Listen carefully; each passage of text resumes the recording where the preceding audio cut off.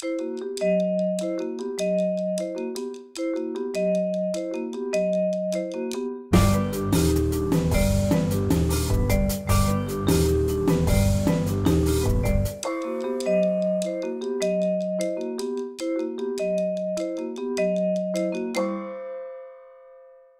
all for coming on a Friday evening. We're here to discuss this book, which isn't completely new. I think it came out in 2016, but I must say I only finished reading it about a week ago. Properly. So, you're forgiven. Well, you know, I got a copy and I read about half of it, and then other things got in the way, but I thought, well, we're presenting it, I better finish reading it properly. So the first thing I wanted to say is it's a really wonderful book. The problem is it's rather expensive. I think it's only in hardback, and I think in England it costs, in Britain it costs £85, which is about over $100. Wow. So I hope that the publisher, Bloomsbury, sees fit to put it in a paperback, because at the moment it's only going to be bought by libraries at that price, I think. The only other criticism I have of it is that the reproductions of photographs are not as good as they could have been. You know, if anybody works on photography or fine art, what you want, the main thing you want in a book is good quality reproductions. And you know, for that money, they could have done a better job. So that's my second objection to it.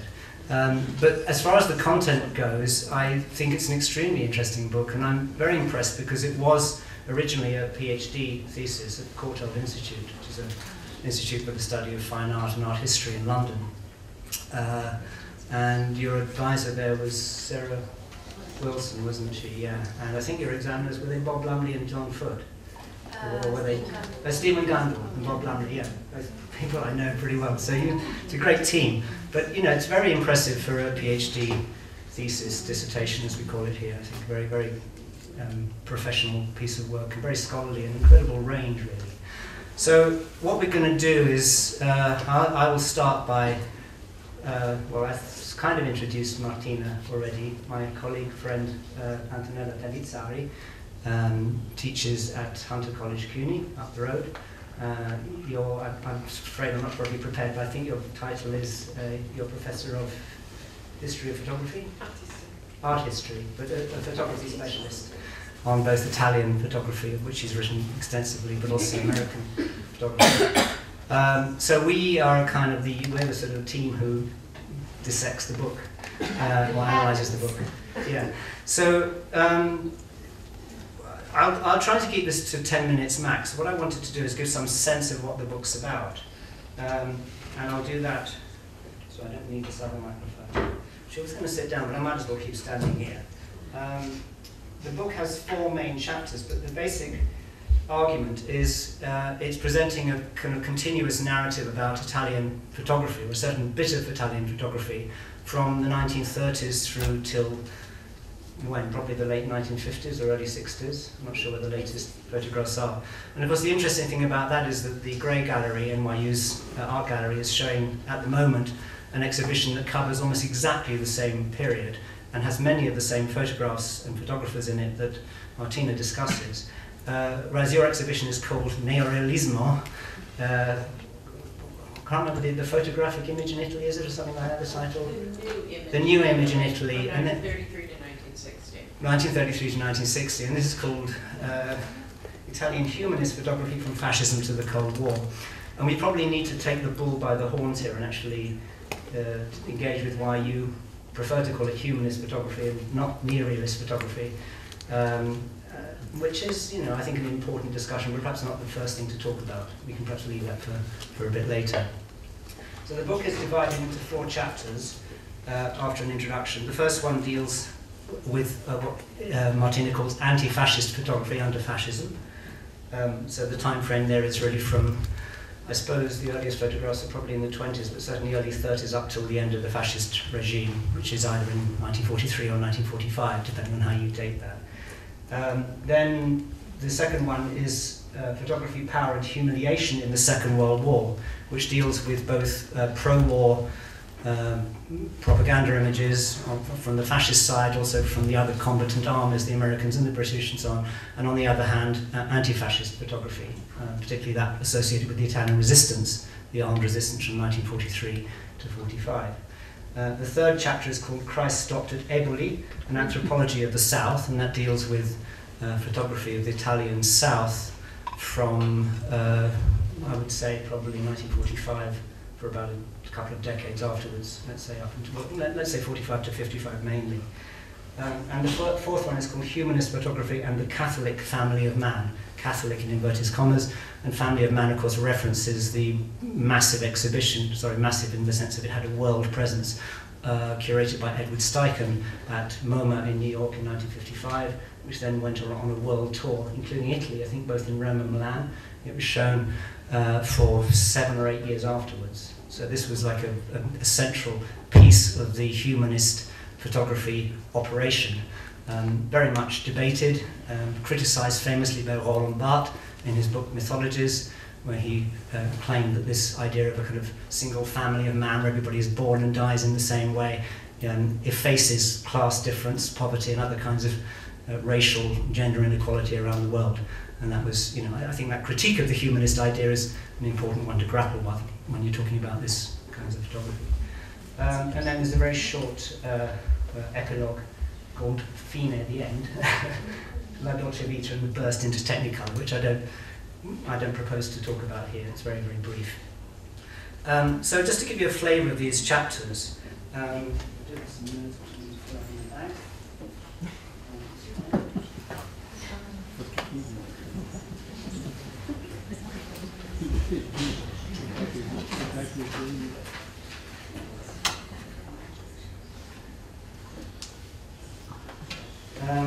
so this is one of the earlier photographs covered. It's dated just before 1933 by Peretti Griva. And it's a photograph obviously taken in the fascist period, but Martina's argument is that it is not a fascistic image, it's not a fascist propaganda image. What she says about it is Peretti Griva sought to capture humble people in soft poses, angles and lighting without representing an empowered fascist style. And she says this is clearly a pictorial style. It alludes to painting, even down, I would say, don't think it references this particular image, but even down to the baby Jesus holding an apple. But it's obviously also a photographic record. I mean, I think one of the debates you can have about the notion of realism or neorealism in photography is whether photography is really a representational art in the way that painting or literature are, where you can say that they are representations produced by an artist.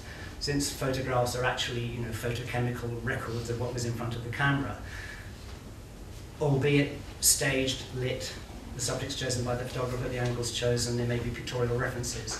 They're not quite representations in the same way that paintings or writing are.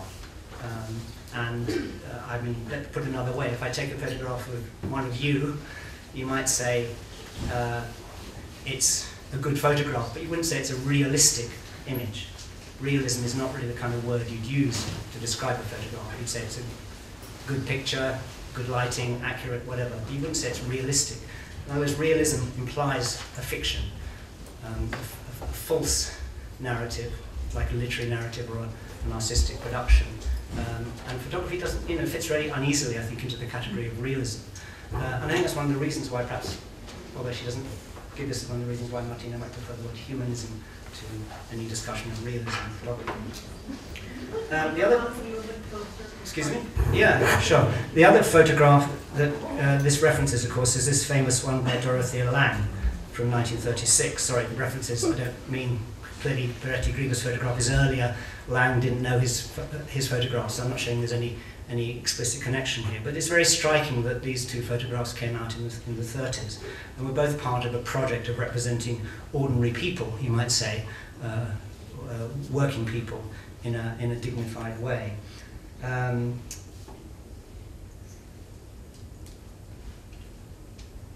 think, sorry, Martina says about this, the similarities in the choice of subject matter between Madre and Dorothea Lange's iconic migrant mother photograph highlight how Peretti Griva was trying to operate in this particular case.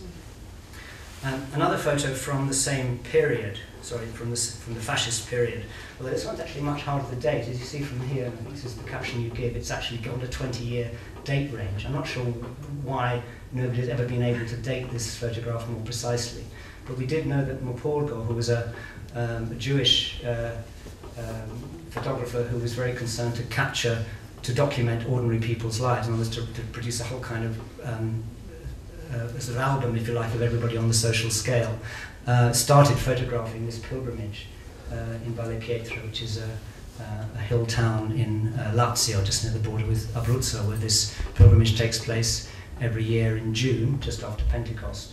And this is a poor peasant woman on the ground, kneeling forward. I think in some of these descriptions of these humble rituals, the women go into church and actually lick the church floor all the way up to the altar as a kind of sign of self-abasement.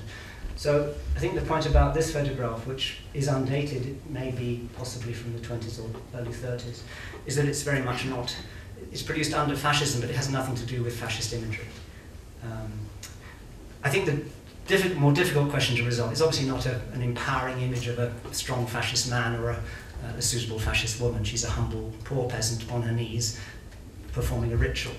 However, we do know that the fascists were very interested in folklore, in documenting ordinary practices, which they had a kind of paternalistic attitude to, you know, going to the people's traditions are very beautiful, they need to be preserved. But of course, framed by a politics in which those poor people were not empowered. You know, their wages were cut, they weren't given any rights, they weren't allowed to form into labour unions, and so on. So it's very much a top-down view of the people. The question really is whether this fits into that bit of the fascist project or whether it's in some ways implicitly countering it. And I think one of the arguments Martina puts about this photograph, if I can read the quotation, is her prostrate position is the antithesis of the fascist salute, where the body's erect and the face uncovered and proud. But you also say that we don't really have enough evidence about what Mopolgo's particular project was to conclude that he was simply an anti-fascist photographer. In fact, you say at the end of this chapter, due to a lack of evidence, the ideological motivations behind the choices of social typologies are only hypotheses in Mopolgo's case. The fact that he failed to publish or exhibit them denotes that they probably didn't have a commercial appeal under fascism, and that they deviated from appropriate representational regimes. In other words, you know, they weren't censored necessarily for political reasons. The anti-Semitic thing didn't come into it because those laws didn't begin until 1938, and this photograph's obviously earlier than that. But this didn't have a mass presence in fascism. And therefore, you know, I think the obvious contrasts are not just with these regime images of sporty women, or men, of course, in this sort of erect military posture, but with a whole other range of approved images by the regime. And then, hopping now to the chapter on World War II. You're away from the microphone. Yeah, I know, sorry, I'm just trying to find my notes. Yeah, coming back now to the photographs around World War II. This was a photographic book published in 1941, but the photographs were probably taken, I think, between 1939 or 38 and 1941. I'm not sure the actual dates of the project. Do you know the dates of this, when he took them? I was always under the impression it was actually 40, 41, but I haven't. Okay, I'm not sure when, I mean, I don't know about all of them, but I think this project was going on for a couple of years before it was published by Corrente. And this is a widely reproduced photograph. I've reproduced it in my book, Italy's Margins. A lot of people have used this one. There's an ironic title, La Passeggiata Serale, the evening walk, because in Italian towns, as I'm sure many of you know, it's kind of normal for particularly men to do the passeggiata, to walk up and down, have a conversation, then maybe go and have a drink, aperitivo. This is obviously a homeless man living in an informal house somewhere in Milan, and he's having his passeggiata serale. Now, this raises, I think, important questions about how far this kind of photography was anti-fascist, I think. Was implicitly critical of the regime. And one of the, I think, the good things about Martina's work is that she's very careful to document this. You know, she looks at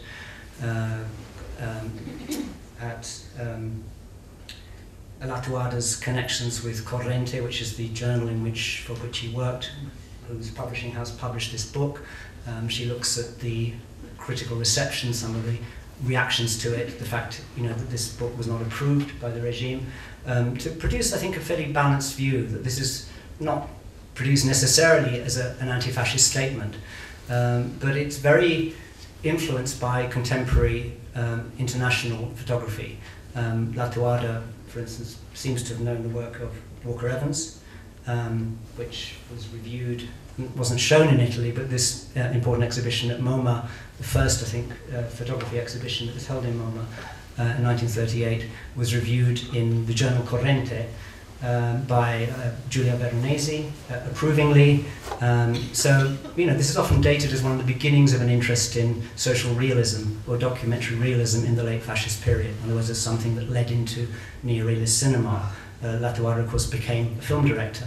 He directed Bandito, the film in 1946, about a soldier who comes back and finds his home bombed in Torino.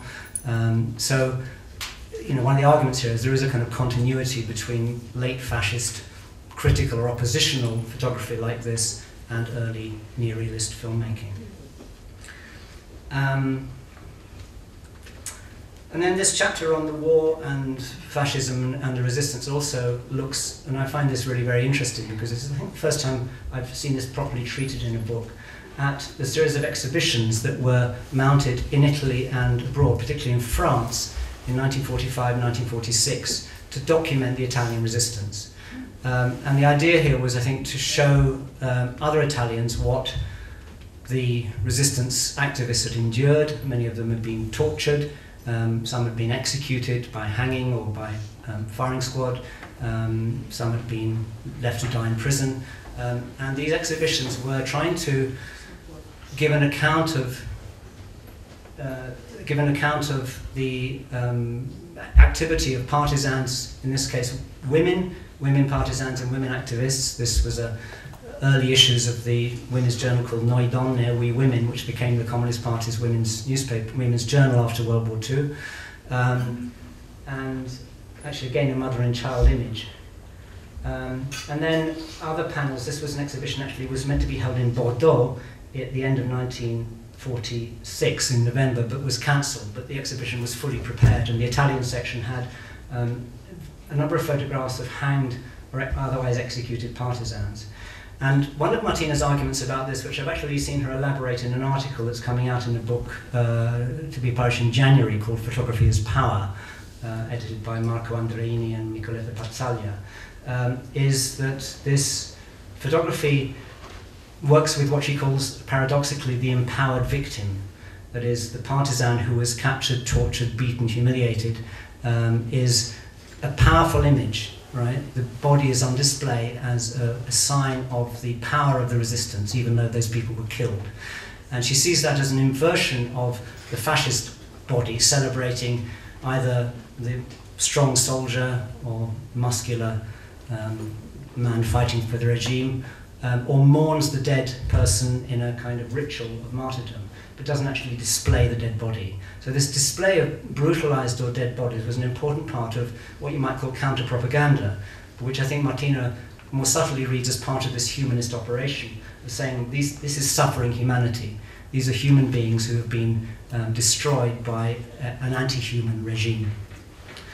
And here, just to digress on the concept of humanism, I think that, again, I don't quite want to get into the debates about it yet, but I think it's very important to understand that the years 1945 to 1947 are years where the notion of man, l'homme, mensch, uomo, becomes central to anti-fascist discourse and post-war reconstruction discourse across the whole political range of ideologies, from the far left to well, perhaps not to the right, but certainly from the far left to liberals to Catholic Democrats, people like Jacques Maritain, who writes about integral humanism in the 1930s, Emmanuel Mounier, André Bazin, the French film critic, who's the champion of neo-realism as a left-wing Catholic, influenced by Maritain and Mounier. And they all talk about the need to put man,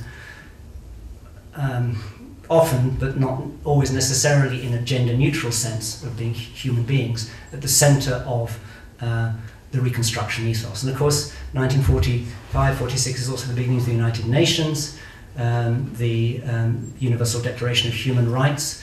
The modern notion of human rights dates from that period. And of course, it's important to remember, if you go and read that declaration, what it says, explicitly,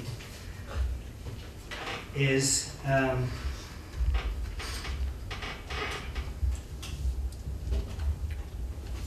that he talks about the equal and inalienable rights of all members of the human family. That's the UN Declaration of Human Rights, the Universal Declaration of Human Rights in 1948. It's approved by all 56 member states of the then new United Nations. And these were, as it explains, human rights inherent in all people from birth. In other words, they weren't any longer the rights of man and the citizen of the French Revolution, or even the American Declaration of Independence that implied that, although it didn't state it, some people were not going to have these rights if they were slaves, right? This explicitly says that everybody in the human family has the same rights. And that's also, remember, an anti-fascist thing. It says this is made at precisely the time when, quote, disregard and contempt for human rights have resulted in barbarous acts which have outraged the conscience of mankind. So the argument that, so this discourse about man and human rights comes out explicitly in reaction to fascism, Nazism, the Holocaust, and barbarism. This period immediately after 1945 also sees the beginning, of course, of international law in its modern codification with the Nuremberg trials, and the legal concept of crimes against humanity is a new concept, and of course that's linked to the idea of humanism, as is of course the concept of genocide, which is born at this period. These aren't the same as the early concepts of a war crime, because the scale of the crime was larger in size and also in scope. In other words, the aim of these genocidal policies was to eliminate whole people, whole groups of people. And the humanism discourse of 1945-47 grows in reaction to that. Okay, so that's really fundamental. So bodies, coming back to Martina's argument, are part of this. To get this empowered victim back into the center, you have to show suffering humanity, and you have to show it at its most atrocious, which is people being hanged or shot. And I would just hop here to an image that is kind of close to home for me, which is this photograph taken by Mario De Biasi in Budapest in 1956. What's happening here is a member of the AVH, which was the Stalinist secret police, who had been shooting at the students. In fact, they killed one of the students. That was the beginning of the Hungarian Revolution in October 56. Has been killed. His body is being dragged through the street, and they hang him up upside down by his feet. It's a very gruesome series of pictures, and one of the man on the right is kicking him. And just to remind you that, of course, these images were very familiar in Italy. This is Donato Caretta, the governor of Regina Coeli prison. After having been lynched by a mob in September 1944, he was taken back to Regina Coeli and hanged up. He was drowned in the Tiber, and then he was taken back and hanged by his feet from the wall of the prison that he had been in control of. And this is Mussolini here and Clara Petacci in Piazzale Loreto in Milan on April 29th, 1945. I mean, they are horrible images, but I think they make the point that, in a way, an image of suffering humanity can also be an image of a hated enemy. All right? The image itself is ambiguous. You have to know who the person is. You may think this is a horrible image, and it is, but of course for the people celebrating the killing of this, this was an act of popular justice against a hated representative of the regime. And I think this complicates the whole humanist narrative. These images of suffering bodies aren't always ones which elicit sympathy. Sometimes they elicit anger or a sense of justice done. Caretta's a rather exceptional case because he really was in some sense an innocent victim. They lynched the wrong man, really, in that horrible case. Okay, and back to some nights. Sorry, I have got this just a little bit. This is just to show the thing about Mussolini, that he was in this newsreel. The body was being kicked at the same way and massively photographed here by a Pathé newsreel crew. Okay, so now we get to the post-war section of the book.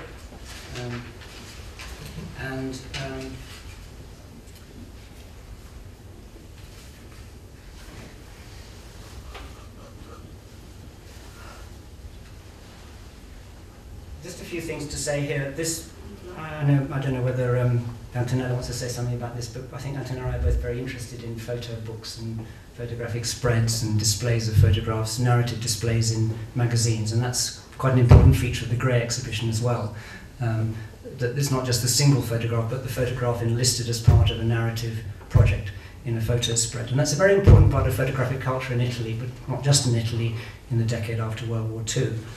Martina, I think, rightly shows that these very influential images taken by Luigi Crescenzi of ordinary people in Milan, this like a montage of photographs with very little text, so it's a predominantly visual essay, didn't originate in Politecnico in 1946. It was already being done in the fascist period. That's another example of the continuity of photographic cultures between the 30s and the 40s. Okay, chapter 3 on the South. I will just be very quick and just take out a couple of interesting photographs here. This, of course, is the great age of documenting poverty, the problems of the South, in this case also literacy, the need to spread literacy. These are very poor children being taught to read in the school with no shoes, and really very striking image. Another one here of this boy, photographed from the back in Tricarico. Tricarico is a town in the Basilicata where Rocco Scotellaro, socialist mayor, young mayor, died at the age of 30, was also studied by the anthropologist, ethnologist Ernesto Di Martino.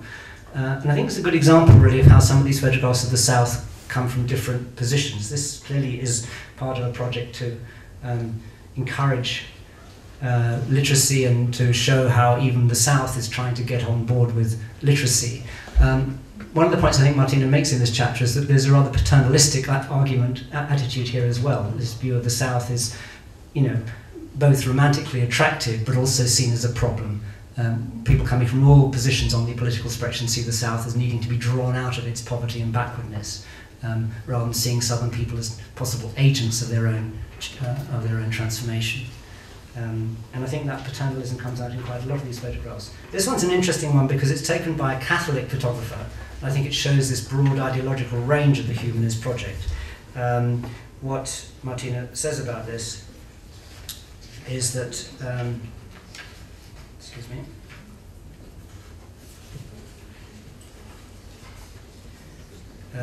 is that Branzi was influenced by a progressive existential Catholic ideology, and he makes this interesting decision to photograph from the back, not to show the boy's face. As Martina puts it in the book, Branzi observed that he didn't want to dwell on the poverty of the South, but was interested in photographing the dignity of the people. He said he was looking for their humanity. Okay, I'm going to compress a bit because I don't really want to say much about the 4th chapter, which in many ways is, I think, perhaps the most interesting one, the one about the family of man and these other exhibitions, except just to show some images from the 50s. This is one by Pepi Merizio in the town of Caravaggio. And I didn't realise this at first, but the boy in the picture, I don't know how you know this actually, has Down syndrome. Is that because there's a commentary on it? I'm trying to remember if I actually spoke to someone who was able to. Right. Because if knowing that makes a whole lot of difference to how you read the image. These are presumably the grandmother and the mother of the child. Is it because of the hand of the child? I don't know. No, I think I spoke to either a relative or. I can't hear you. You've got a microphone there, sorry. Just proof. Yeah, sorry.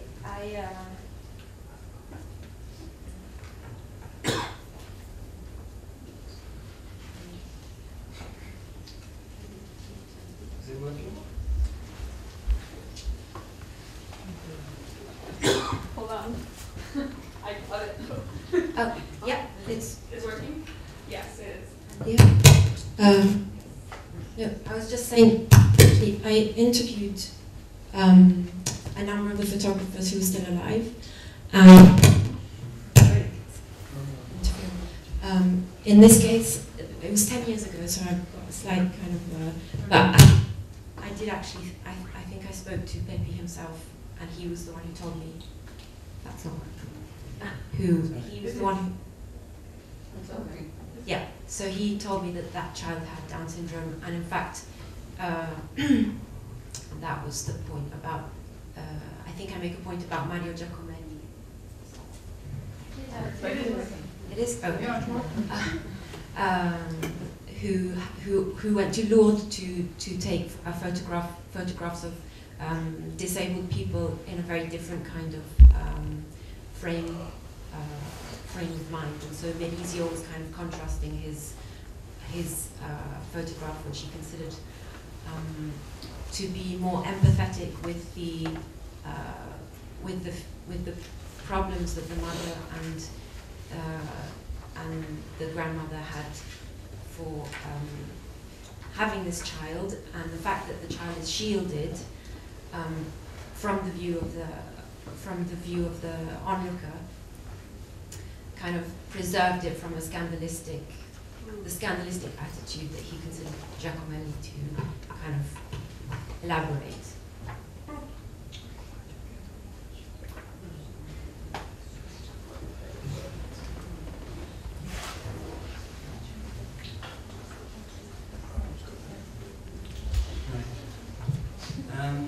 Okay.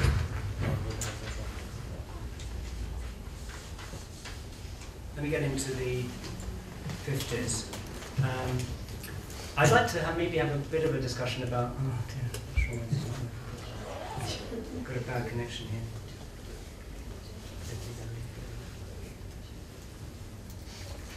Okay. This is actually in the 50s, but I think you bring this. This is discussed in your introduction. Sort of out of sequence. This famous series of photographs taken in Luzzara, in the town in Emilia where Cesare Zavattini came from. A very staged photograph. I mean, very pictorial, very painterly. I'm sure that Strand spent a long time setting this up, getting the people to look in a particular direction. I don't know that. Actually, I think I do know that because Hazel Strand, whose wife was also a photographer, documented this in her diary and talks about this photograph. And 20 years later, is that right, in 73, or roughly 20 years later, Gianni Berengo Gardin went back to the same town and took the same family, 20 years older, in a way that was rather different. I think one of the criticisms that were made by the Italians of this project was that Strand kind of photographed this very much as a romanticizing outsider. He erased traces of the contemporary from this image, so it looks like it could be in any time, right? Very old kind of image. Whereas 20 years later, they made sure that there's images of the bricks. They're doing some rebuilding. The guy's wearing his singlet. You know, they look suitably kind of shabby. They're not dressed up for the photograph in a way. But here they're kind of more studiously in their poor clothes. So I think that there's an interest, and even the bicycle wheel, everything is very well thought out in that. So although Berengo Gardin's also a very careful composer of images, there's a big difference between this and that. I think it shows a lot about this evolution of a kind of, what you might call, I suppose, a post-humanist, more critical position in the later photographs. Okay, those are the two images side by side. So what I'd like to do now is ask Antonella to respond to the book, and then we'll have Martina respond to our responses. Okay. I'll just get your thing up. Just a second.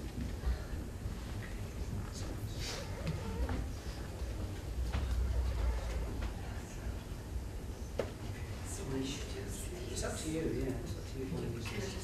You can do it with this, with these ones. I'll just use this. Okay, good. Thank you. I'm limping. Welcome everybody, and the microphone. Okay, Martina, congratulations. This is a really important book, and what I really appreciate about this book is your successful attempt to deprovincialize Italian photography. And that's one point I want to bring up here. And I think it is connected to the question, which I think is very important now. Why humanism and not Neo-Realism? Why do I say deprovincialized? Italian cinema doesn't need to be deprovincialized. Italian photography is not known. And obviously, if we think of Italian Neo-Realism and photography, we think we understand it and we can maybe even champion it. But in fact, the second point, and the reason why I applaud you, is because you not only have worked towards this deprovincializing, but also you have pointed out how complicated Italian photography is, as David was explaining already, how complicated Italian photography is because of the complex ideologies at work, depending on what are the agencies that publish and channel and distribute these photographs. What I'm saying here, frankly, I find especially difficult and challenging for Italian photography. And obviously, I speak from the position of someone who is measuring herself with similar difficulties. And I think you've done a really good job. Now, the first point of deprovincializing that I appreciated so much is that you were able to bring Italian photography into dialogue with photographs we know. I don't teach Italian photography, I teach photography. I teach American photography, German photography, French photography. We know we know work elements in this city and country. We don't really know how to compare an image on the right with an image on the left. And I think it's a really interesting question. What do we make of this? So, to start with, I know you, Martina, don't have this image, but a very similar one by Enrica de Beston in Scanno. And you compare it, this is how you really begin, with this very iconic image by Mario Giacomelli. This is one of the few and first images that John Sarkowski at the Museum of Modern Art picked up, saying he's a genius, I want him in the Museum of Modern Art, but it's one of the few exceptions. So on one side we have this image and we think we understand because John Sarkowski chose it. On the other hand, what is the story of this image in relationship to a international photography, and what is the history of the image in the relationship to Italy, Italian culture, and Italian photography per se. We know that the image on the right was commissioned by Appers Bazaar in 1951, was published in US Camera Annual in 1954. We know that this is the kind of image that was channeled through Magnum Agency, very important photo agency that starts in 1947, and that championed the values you read about, as John Morris talks about Magnum Photos, and that came out somewhat very close to the time in which Cartier-Bresson was intent in documenting the last traces of a beautiful and disappearing China as the communist regime was taking over. So what is very interesting in your, and I know you probably would have liked to have all these images in your book, and I completely agree with what David was saying before. Too bad that the visual is not giving enough justice in this book, and I have to say that this is one of the problems many of us suffer from nowadays, because if this is not an exhibition catalog, it is very hard to vehicle the images as they need to be within a discussion of visual culture. So I sympathize with that problem, and so here I am adding images to your book, because obviously as I'm reading about Cartier-Bresson and Giacomelli, I'm thinking about the cluster of images that are connected to that agency, with Scanno representation of these women in traditional costumes. We can still see them now, I saw them 2 years ago, but certainly in the 50s they represented the sense of tradition and a sense of authenticity in Italian culture that was so dear to a post-war reader about Italian culture and photography altogether. Martina brings up the fact that, in fact, in both cases, this representation of Scanno is fraught with complexities, because if on one side we think about it via the issues of a post-war humanist tradition and of the Cartier-Bresson, of Magnum, and obviously an existential quest Mario Giacomelli brings to that representation. On the other hand, this is the kind of photography that is also bringing us back as Italians to images that very similarly were channeling this image of the traditional costume during fascism, right? And if you don't believe it, do what I did, you go on the Istituto Luce website and you find the image on the right. You don't have that image, but you make reference to this very important point, that what we understand as humanism in a post-war dimension can also be retraced to interwar fascist moment in Italian photography. So I really appreciate all these connections. Also, you reproduce one of the images here. I've been looking at magazines, so I just thought, what the heck, I put the entire tempo spread by Lucio Ridenti, and the point that I want to make here is that you explain how the representation of the rural at this time, obviously tempo is completely not funded, but certainly is completely right-wing leaning in the late 30s. So we see the representation of the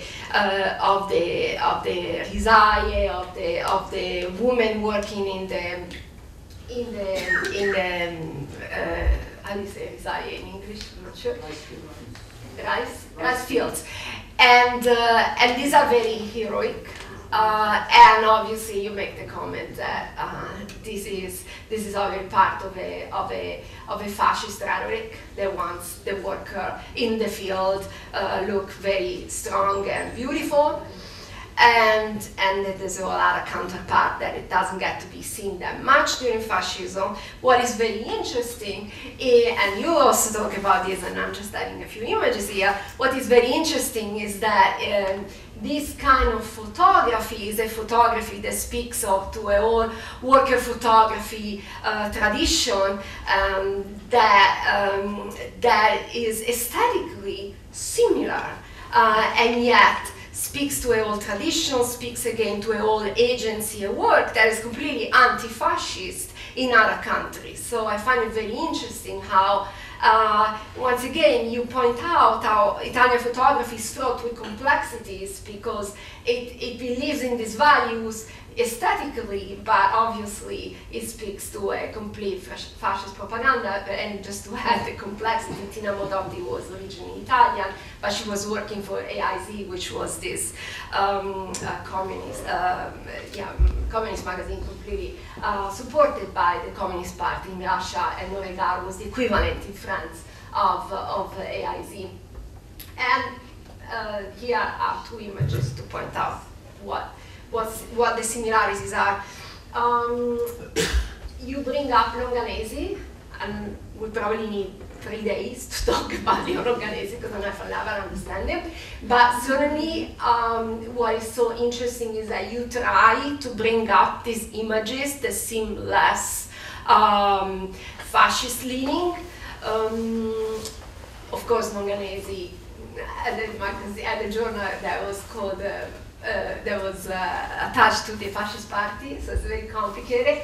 But I appreciated these moments of margins that certainly create a complexity within that particular propaganda aesthetics that was at work, that was promoting the rural, the marginal, but was aestheticizing it.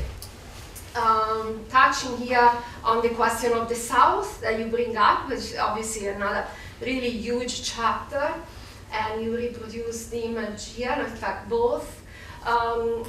They are also, I would say, the really major effort that you make, and a lot of what you write is also really, you really need to read every line of this book, I find, because it's very interesting how you talk about these, and obviously again in tempo, how these images that look, they could be post-war humanism, they're in fact, again, still in tempo. There is this fascist leaning, also necessarily so, magazine, mainstream media in Italy.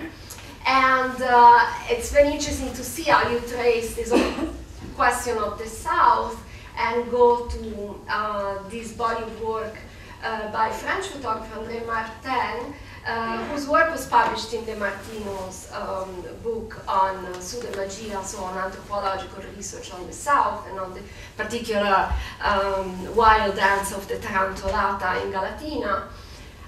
I was really intrigued to read something I didn't know, that these photographs could not be published in Life magazine, which at this time is really the equivalent of Tempo. It looks like Tempo. These photographs could not be published in Life magazine because the wife of Henry Luce, Claire Booth Luce, found them to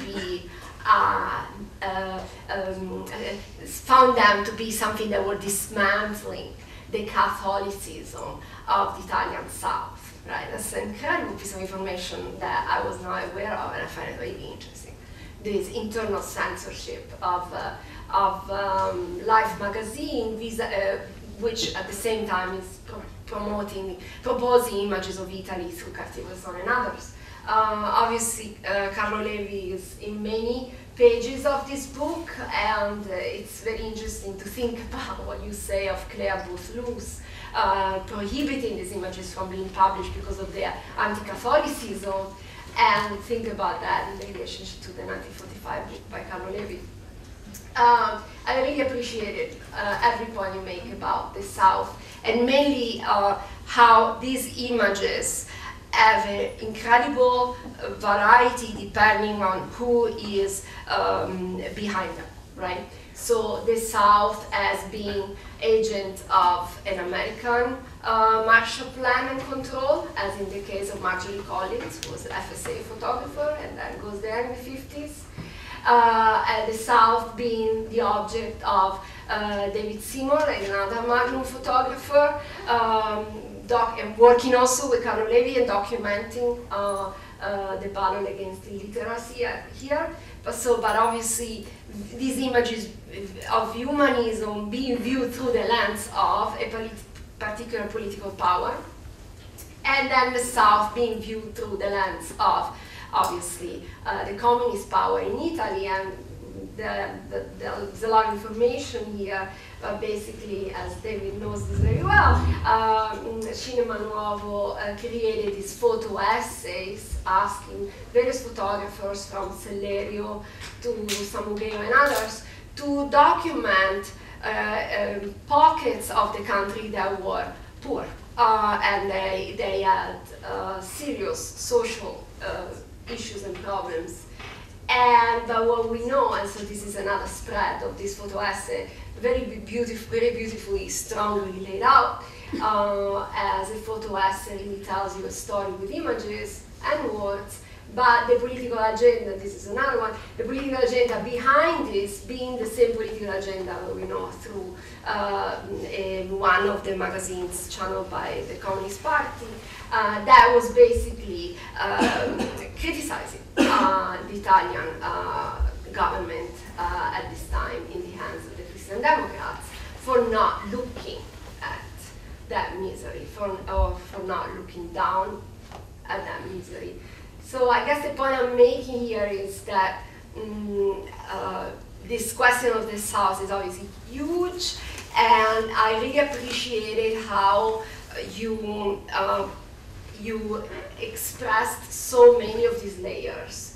You refer to this, you don't publish it, probably because you couldn't for sort of publishing constraints, but you refer to this, and it's very interesting to think about a family man in relationship to the South, where this photographer, we don't even know who he is, you say probably an immigrant in New York, and there's this image, and we see Edward Steichen with this image behind, and as installing the show at Museum of Modern Art, that reiterates, right? That reiterates the idea of the rural and the Italian family of men, literally, and in a way very close to post-trans family. There's a dignity at work, but who is looking at that? Who is putting this up? And what South are we looking at, and how? I think you pointed out this really interesting. And finally, and I'm finishing here, and maybe I'm running, but I think Martina needs to talk now.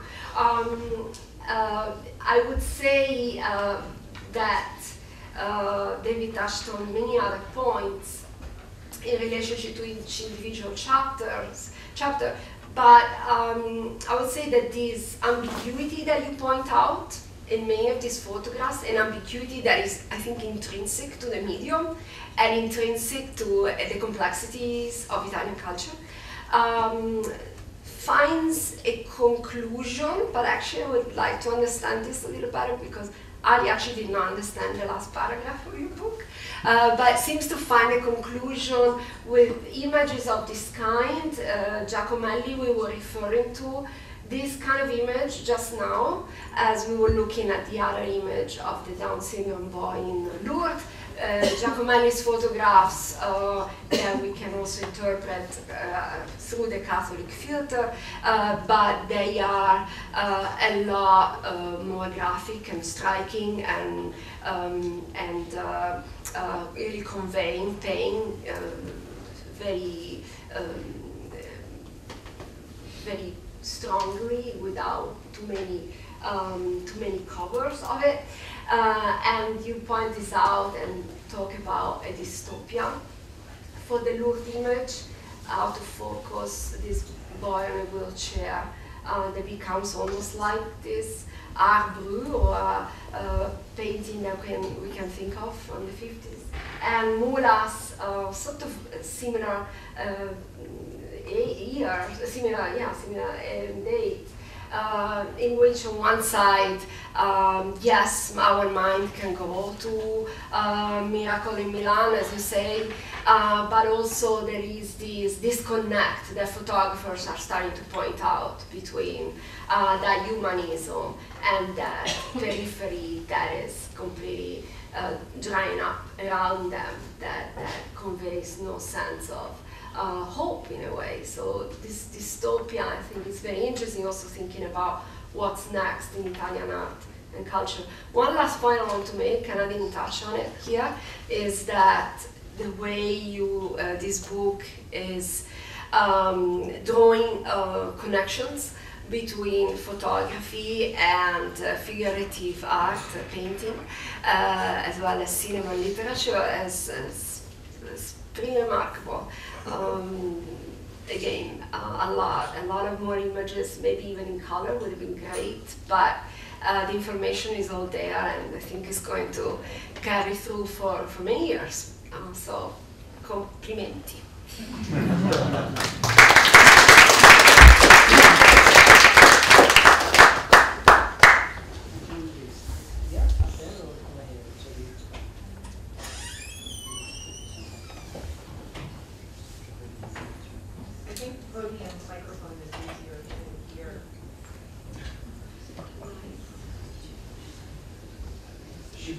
Okay, Shane. Did it not work well?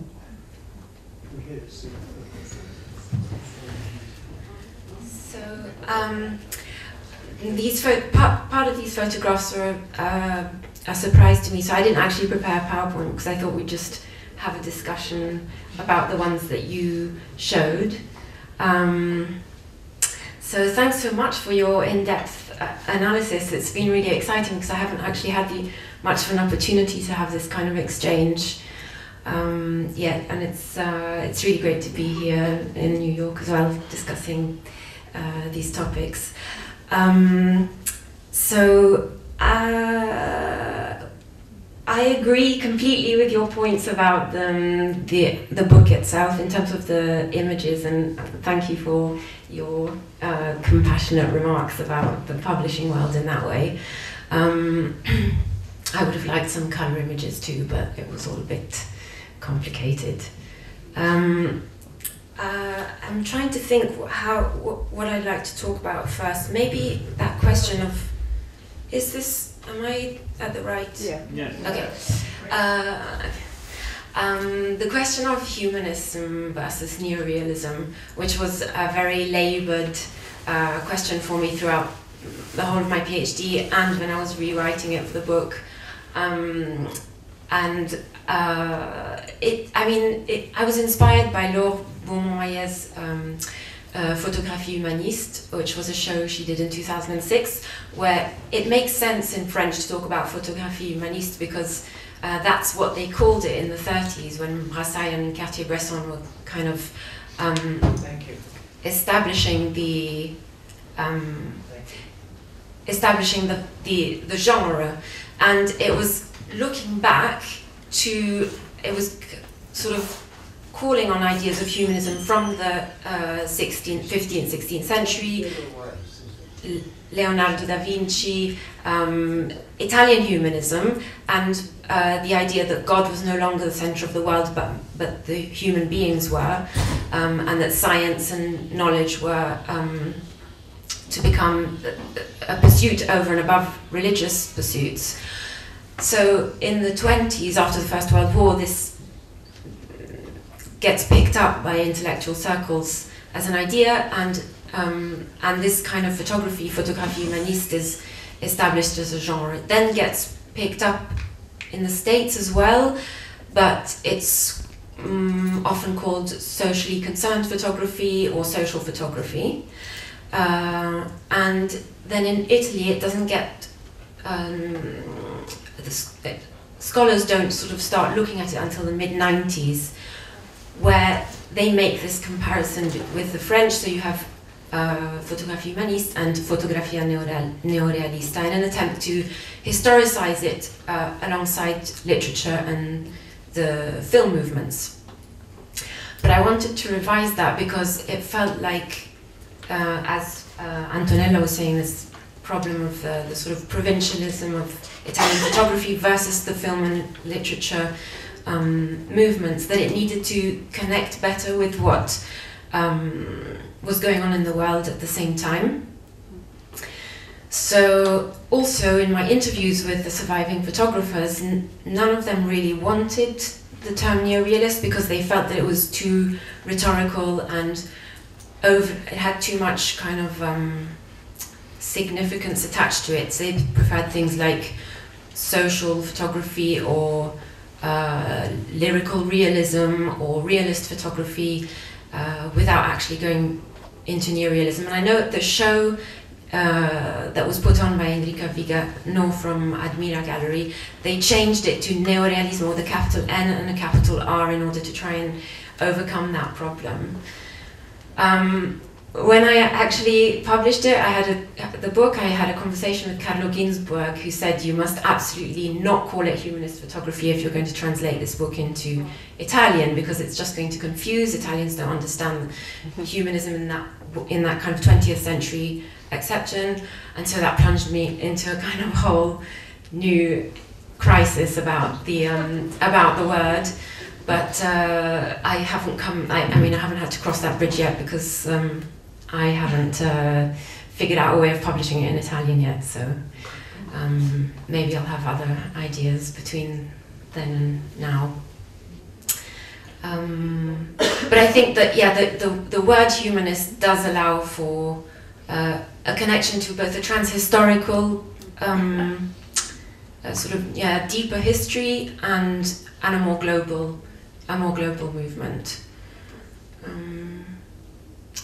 So, just thinking about so many things were said that I need to try and remember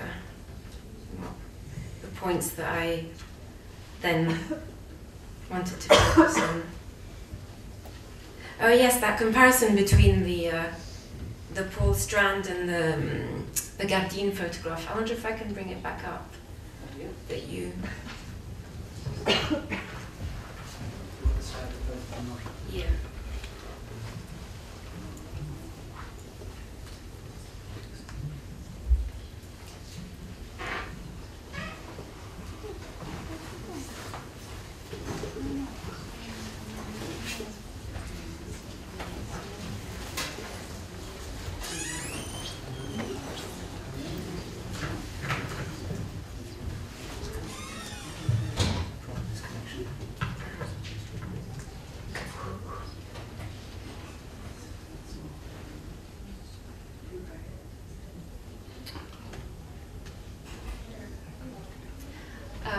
Yeah, the sort of the ideological questions behind both of them I found very interesting in terms of the question of Americanism, because Paul Strand claimed that he was inspired by Edgar Lee Masters' Spoon River poetic anthology, and that he didn't want. He was in Italy partly because he'd been blacklisted as having too many contacts with the Communist Party under McCarthyism, so he kind of went on a break from the States in 1949 and was in France and Italy and Scotland. That's when he made all his different kind of European projects. And he met Cesare Zavattini at a communist film festival in 1949, which is when this idea was born, when they thought they'd collaborate on this project together. But then Strand really kind of pointed out that he wanted it to be 100% an American project, and something that you couldn't necessarily attribute to an Italian context, which is why he kind of eliminates a lot of the local details. He focuses in on the faces, on the expressions. It's about the people and a kind of humanity of the people. And apparently his sets were also very complicated with, it was practically like a cinematographic set with a lot of technical assistance and complex lighting and very professional in that way. This was reported back as well by Arturo Zavattini, Cesare Zavattini's son, who was there as a disciple, learning how to take photographs from the great master. Oops, it's that connection factor. But then what? If I just hold it like that. Then what I found interesting that Gardin actually was trying to do with that was that his was taken during the lead years, the years of lead, the anni di piombo, when there was a lot of discussion about the involvement of the CIA in Italian politics, what they might have been backing in terms of terrorist activity. There was a lot of feeling against Nixon, and so there was a sense that of rebellion against that Americanism. So I think that connection between the two photographs is important, despite the fact that Gardin himself said that he considers Un Paese, Strand's project, which translates as a village but also a country in Italian, as one of the 10 most important photographic books that every photographer should have on their shelf.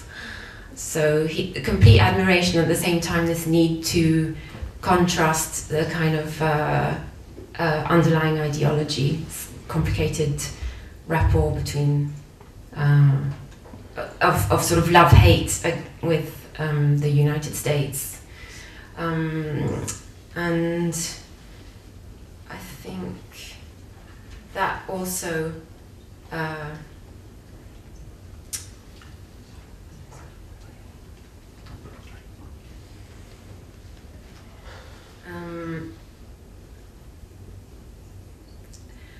I mean that connection with American photography, it sort of runs through the book, in fact, and through my research, not just with La Tuada and American photographs, but also the way in which American anthropologists and intellectuals are very involved in the Southern Project, and the way that the Marshall Plan funded a lot of American kind of soft power activities in southern Italy to also contrast the communist influence in the post-war. So when we were looking at that photograph by Petrelli, which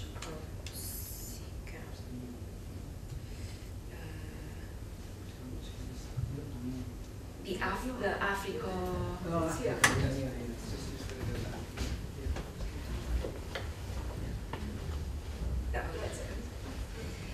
Yeah, this photograph was used extensively by both left and right-wing press, but Petrelli's was sold to L'Europeo, which was like a kind of bourgeois paper that would have kind of the cronaca nera, which is a sort of scandalistic type news and sports, and then actresses and what they would get up to, and also this. So it was a kind of centre-right broadsheet, and the point of this, I mean, the caption under this photograph was about how on the 18th of April 1948 there were going to be elections for the Christian Democrats versus the Communists, and it was saying even in the South we need to kind of react so that they don't kind of sleepwalk their way into an election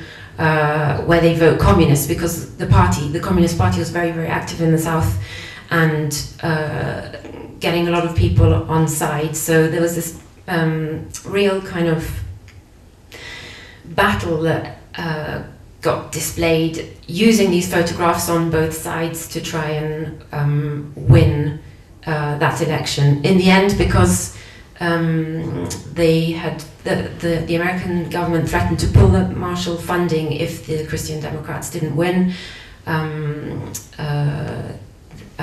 The government and the Vatican kind of colluded to make sure that in every way that vote was swung towards the Christian Democrats. I mean, if I can just say, one of the points that you just raised there, which applies to many of these photographs, including the ones we're discussing, is how far the context of publication affects the way the image is interpreted. And that is, who funds it, who's disseminating it, who's reading it. Is that an image of Catholic kind of sympathy for these poor kids, or is it one of kind of communist, we need to empower these kids to take control of their own lives? How, the way you read that depends entirely on who's using the image. Yeah, and that kind of, I mean, it's throughout the book, whether it's under fascism, and I suppose what really emerged for me was the way in which you kind of had to get down to the personal politics of the individual photographer and captionist, or if it wasn't the photographer who was captioning, to understand the subtleties of which side of the spectrum they might be operating on. Because, for example, I saw in the Grey Gallery there's a kind of layout of Lamberti Sorrentino's work called Ladri, the Thieves in the City, Ladri nella Città, which is about Naples after the war, and while some scholars have argued that he's a kind of neo-realist photographer and he tends to be included in these left-wing discourses, he was actually more of a sort of Leo Longanesi in the way that he's had quite ambiguous politics. He was interned at Mauthausen concentration camp, but he wrote a very controversial book called Dreaming at Mauthausen, and he also fought against the Reds in the Spanish Civil War. So he had more of a sort of what people refer to as a D'Annunziano kind of attitude of being both proud and critical of Italians at the same time, which is not necessarily something that you find, for example, in Pier Giorgio Branzi's work, who was the photographer of this kind of more seeking the dignity and the humanity of people in the South. So it's as though it really depends on the kind of personal beliefs of each photographer as to how they might be trying to represent similar kinds of One thing I wanted to throw out maybe for discussion with the audience is whether that's not a problem with the category of humanism. This is not to blame you for using the category, but I think, you know, the debates that there were around the Family of Man exhibition, some of the debates there were in the 70s when you got Althusser, you know, opposing the notion of humanism and this rise of anti-humanism, is that there may, you know, this category which is simply centres on humanity allows itself to be appropriated in different political directions. We have Catholic humanism, left humanism, and, you know, the inflection of how an image is read is permitted by the broadness of that category. You see what I mean? Absolutely, yeah. You end up in this kind of soup, in a way, sort of ideological soup with humanism, which it ends up complicating everything rather than allowing for sort of, I mean, I guess there's a sort of, it's very much in the kind of grey area on the spectrum, which is good because you don't have the sort of fascist, anti-fascist, stark definitions in one way, because it was much more complicated than that, and then at the same time everything is everything, which is not helpful. I saw some questions, yeah. some hands. Do you want to speak into the mic so people can hear you? We can allow you to pass the mic around. Real fast. This is a very wonderful, nuanced presentation. I look at every photograph and would have to spend years researching each one to get a complete picture of how to interpret, because there's a lot of scholarship here. One thing stood out for me, and that's the child in the wheelchair with the Down syndrome. And the first thing I thought of was the history of Maria Montessori as a life of resistance lived, Dr. Montessori. And somehow I think that maybe her example might have inspired the importance of that photograph being chosen for the book. For which book?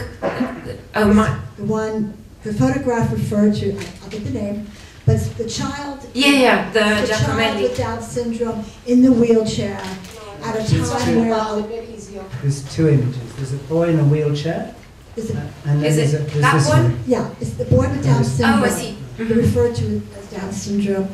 And I would have to look really hard to find the name of the photographer again. But Pelizzari, yeah. Was it? I don't know. But I wanted to bring that in as a link. With Montessori, yeah, that's the link of looking at the photographs and having some background regarding content that's being presented. Yeah, no, that's an interesting point there. Yeah, to prove it was something that kind of neat. Yeah, it stands out. Thanks. That's appreciated. Other questions? Yeah, can you pass the mic around? Thanks. Hi. Hello. Congratulations for the book. I haven't read it, but it seems very important, so we are all going to try to read it. I was wondering, I have two questions. One is regarding documentary, because I think it's very interesting that you're using humanism to move away from this overcharged category of neo-realism. And I was wondering if you think that would work for documentary, because documentary has like a similar relationship to the real as photography, that is like it's kind of disregarding narrative in a more or narrative is more subtle than in films, in regular films. And the other question is regarding the picture in the cover, which when you talk about a humanist photography, it's weird that you chose to use like an abstract image that is like very different from the rest of images that we've seen today. And I was wondering if you could expand on that. It's like a very I was struck by this image, and congratulations again. Oh, thanks. So you mean to use the word documentary instead of humanism? No. Humanism. My question is if you think it could be applied, this expanded term, to documentary film. Documentary film? Yeah. Yeah, of course. I mean, I do discuss film. In fact, I discuss documentary film. I don't discuss feature film that much just because it's been done. Vittorio De Seta's work especially.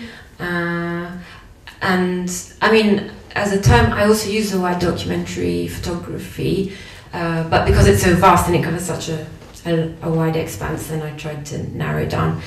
And as for the use for the cover photo, it's semi-practical because the rights for a cover image are beyond belief expensive, and so I was friendly with the heirs of Ferruccio Ferroni, and I do mention in the book that in fact I don't dwell that much on the on the sort of obvious humanist photographers who were, you know, looking at children laughing in the street or the domestic scenes and that whole kind of, in a way, that family of, I discuss it within the family of man, but because I wanted to look at it from an ideological perspective about Catholicism versus communism, I ended up kind of going into the margins of the margins, looking at, so where, in fact, we didn't really talk about the gondola and the bussola, which were the two big kind of amateur circles of photographers who were disputing that idea of humanist photography, and I discussed that in the 4th chapter, but Ferruccio Ferroni belonged to La Bussola, which was much more about aesthetics and a kind of sort of formalist, modish approach to photography. A lot of importance given to light and contrast. So, along with Mario Giacomelli, Alfredo Camisa, excuse me, who belonged to the Misa group, which was like a sort of branch of the Bussola. Ferruccio Ferroni and Cavalli had formed the Bussola, and they really wanted to, they were linked up to something called Subjektive Photography, which was a German photography journal that they were very much in admiration of in these circles, and yeah, it tended to be much more sort of aesthetically minded. Some other questions? We have to end in 5 minutes, so I think there's time for a couple more questions.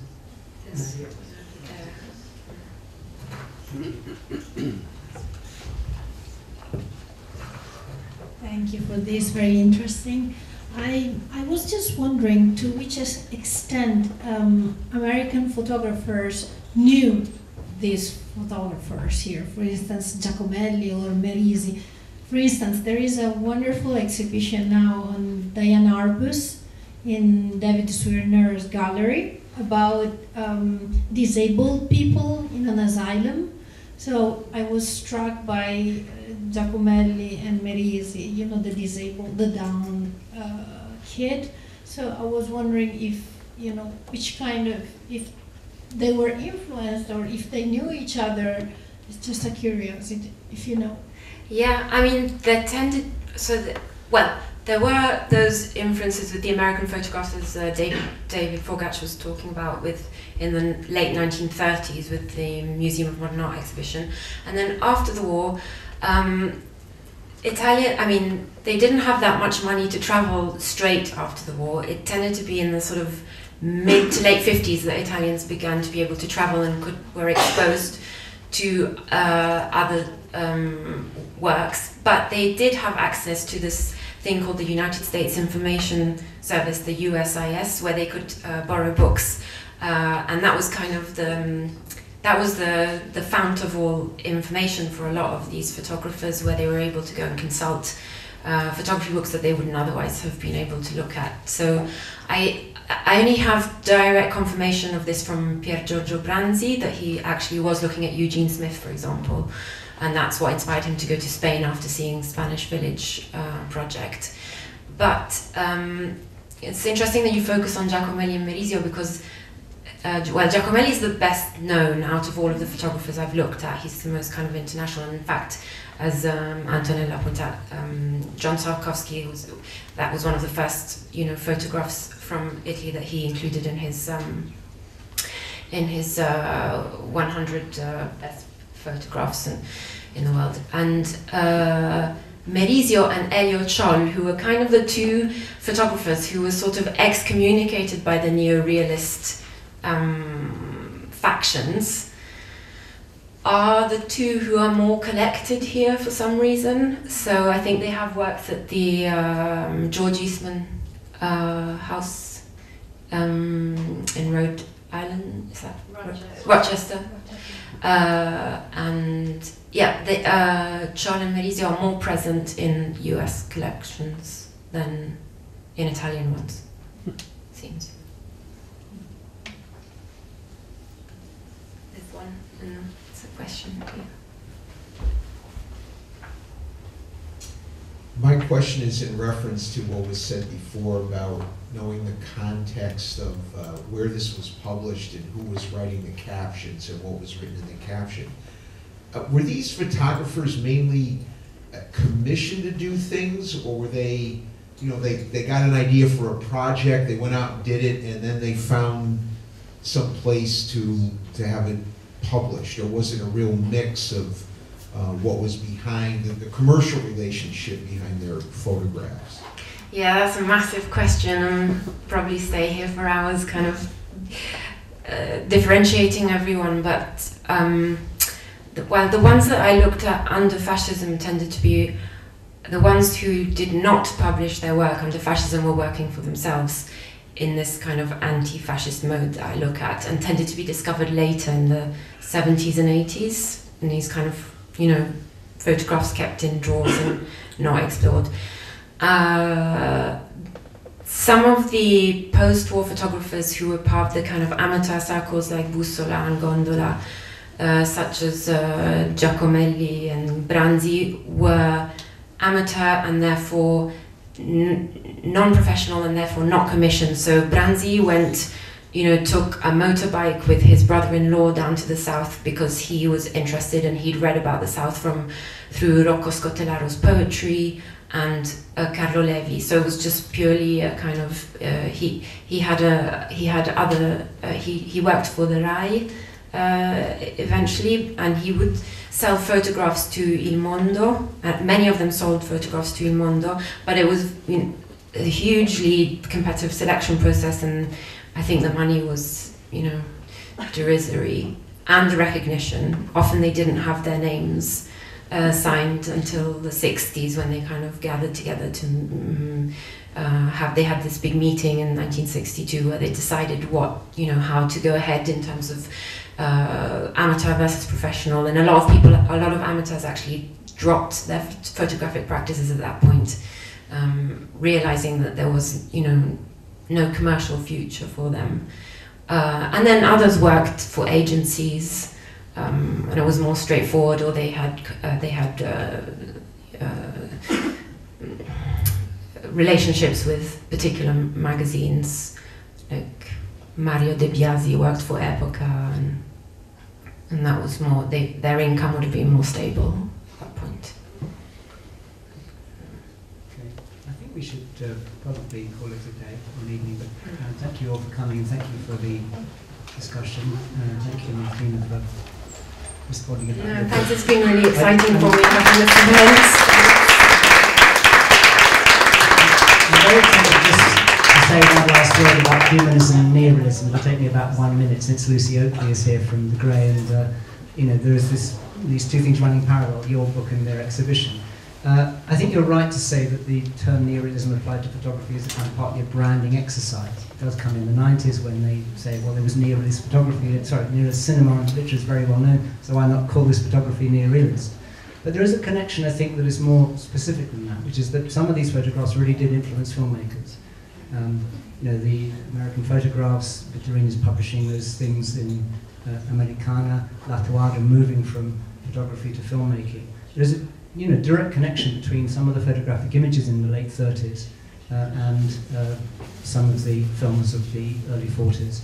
You know, sorry, Noa Stamatsky is here, so you know, she's written about the photo essay of Antonioni, a film sul fiume Po, published in Cinema in 1941. It's a photo essay that then, as we know, becomes a film. So I think the link between photography and film is very direct. lighting choices, choices of subject matter, some of this humanist ethos that's coming through, starts first in photography and then it goes into cinema. In that sense, I think it makes sense to talk about Neo-Realism, and I would hesitate to describe all this stuff as Neo-Realist photography. Also, one of the Going on, you can go ahead. one of the slides that you showed was from the series Borgo di Dio, which is from Cinema Nuovo magazine, Yes. and that was from a series that was deliberately designed to inspire filmmakers, and I don't think any of those actually did. But that was the to inspire neo-realist films in particular, because that's in the period when the neo-realist filmmaking was starting to flag, and it was an attempt to revive it. Thank you. Thank you.